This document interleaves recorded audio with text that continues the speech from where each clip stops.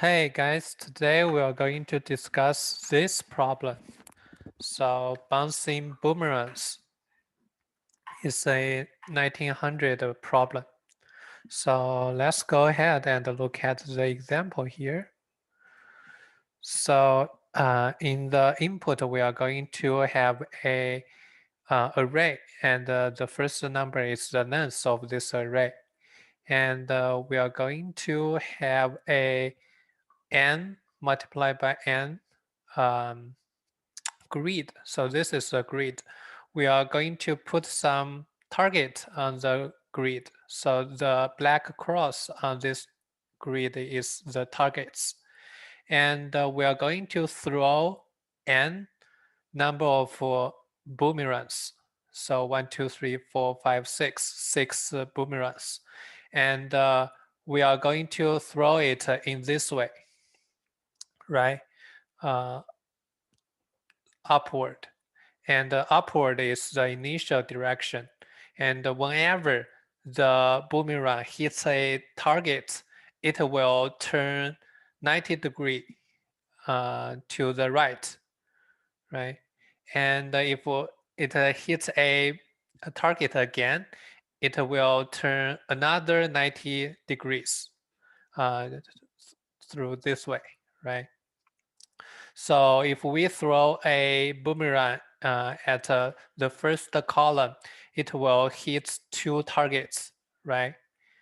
And that's why we have uh, two at the first column, right?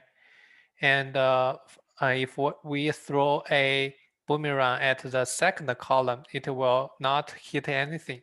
So we have 0 here. For the third boomerang, it will hit 3 targets, right? First, second, third, and goes out, right? So it hits 3 targets.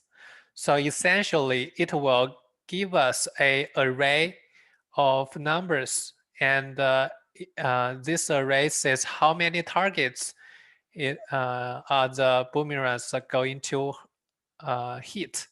And we are going to put some targets into the grid so that we can satisfy this number of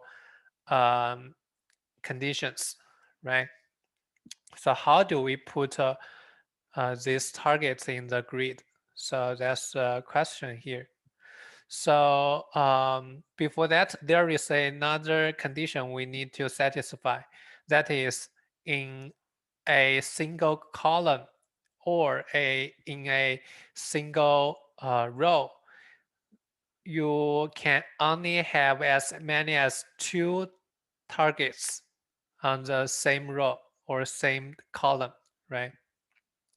So the problem give us a counter example here. So this kind of grid is not satisfy the conditions because in this row there are 4 targets. So we can have at most 2 targets in one row, right? And also we can have at most 2 targets in one column, right? So that's it. So how can we find a way to construct this grid and put the targets in this grid? So we have a algorithm here to do that. So let's see. We are going to we are going to satisfy these 6 conditions here, and we are going to throw a boomerang through all of these columns, right? 6 columns. So we are going to satisfy each condition from right to left. So first, let's try to satisfy the last condition, which says if we throw a boomerang in the 6th column, it will hit 1 target. So what we are going to do, we are going to put a x at I. So I here is 6, right? So we are going to put a target at 6, 6.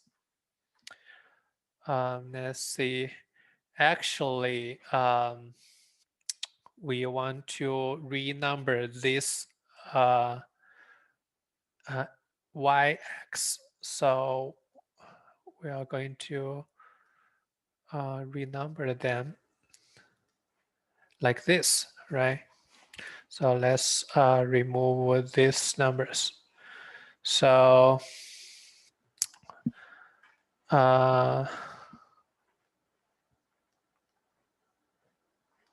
sorry about that.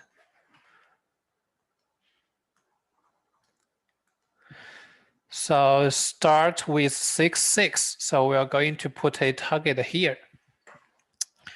And now we can satisfy this condition, right? Because if we throw a boomerang here, it will hit a target and it goes left, and nothing is at its left. So this condition is satisfied. So what about this one? Another one. So we are going to put a x at a 5, 5 because I equals to 5 now, right? And if we throw a boomerang here, it will hit this target and move out, right? And for this guy, it will not hit any target, so we don't put anything here. And for this guy, we need to hit 3 targets. So how can we do that? So we are going to first put a target at II, which is 3, 3, right? So we put a target here. And when we throw a boomerang, it will turn right to this direction, right? And we are going to find the previous column J and put an X to IJ. So let's choose 6 as the column J here. So we are going to put a target here so that if we throw a boomerang this way, it will turn right and hit this target and turn right again, hit another target, right? So that is 3 targets. So we can satisfy this condition. And let's go back to the 6th boomerang. It will still hit only 1 target, right? So and we add a target at this location. That means this row and this column cannot have more targets anymore because we have a initial condition says that the maximum number of targets in each row and each column is 2, right? So we cannot touch this row and this column anymore. So when we iterate to next column, we are not going to choose the previous column as J as 6 again, right? So let's move on. For this column, it doesn't hit anything, so we do not put a target here. And for this column, it hits 2 targets, right? So how can we do that? We are going to use this part of algorithm, right? Put an x at 1, 1, right? And find the previous column j and move x to ij, right? Let's say we find the previous column j, this column, right? And we are going to move this guy here. So we erase the previous one, and let's check for this column. We throw a boomerang, hit 1 target, and hit another, and moves out, right? And for the column of this one, we throw a boomerang here, hit a target and move out. It doesn't change, right? So, oh, actually, this column need to hit 3 targets so that we cannot choose the third column as the previous column J. Actually, we're going to choose, let's see, this column as column J, right? So we are going to put a target here and erase the previous target, right? And in this case, this boomerang hits 2 targets, and this boomerang only hits 1. So the 2 conditions still hold, right? Cool. So that's it. Um, that's how we solve this problem, just following the algorithm here. So it is a construction problem. So you only need to find a viable solution. You don't need to find all of those solutions, right? So you can just use this algorithm to find that one viable solution. So let's take a look at the code here. So first, we are going to read the number of boomerangs, right? And we are going to read the number of targets each boomerang hit. And from right to left, we're going to put all those targets at each column, right? And if the target counter is 1, we're going to just put a target at I, right? And we're going to maintain 2 sets. One set is the one set is the columns that we can use for both both state 2 and state 3, right? Because for these 2 states, we're going to find a previous column. So how can we find a previous column? We're going to have 2 sets here, right? We are going to have 3 sets. One is only for state 2. So all of those columns in this set is going to be can be used for the column J in the second state, right? And this set is only for the state 3. So all of the numbers in this set can be used as the previous column J for state 3, right? And for this set, all of the number in for both sets and can be used in both of the column J here.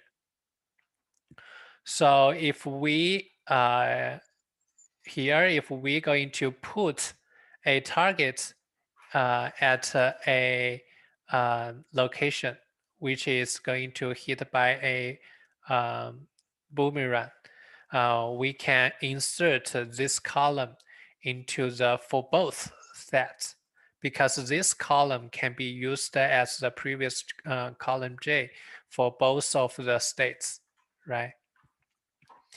And if the number of hit target is 2, then we are going to get the previous column J.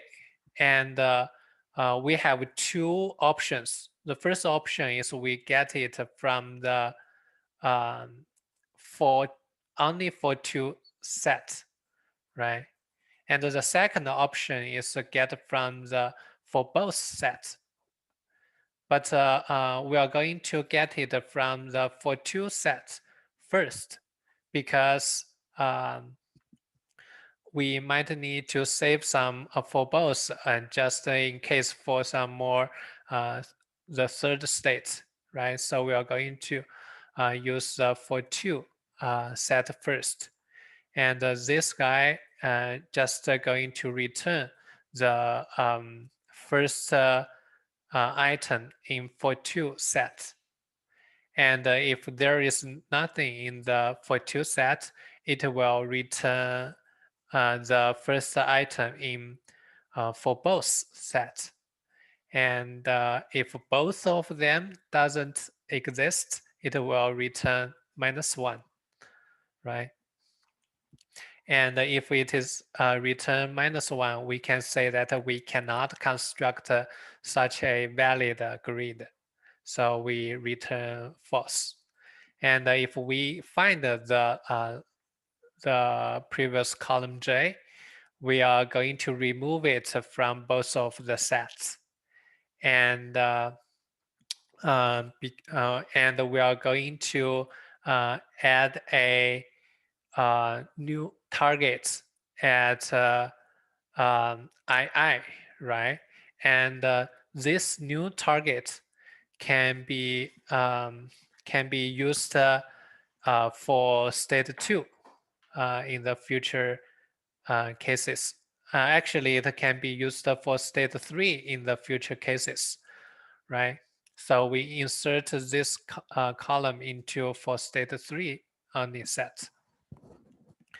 And we are going to add it into the answer here. And for the third state, also we are going to get the previous column J, right? And we are going to erase it from the both of the sets. And here we are going to put a x at II, and this guy can be used future third state, right? So we insert it into the third set. And we are going to push the target into the final answer. And in the end, if it is still valid, we are going to output the answer here, right? So here is the part where I output all of the location of all the targets. So that's pretty straightforward. We're not going to go through that. So I guess that's it. Thank you for watching. Bye.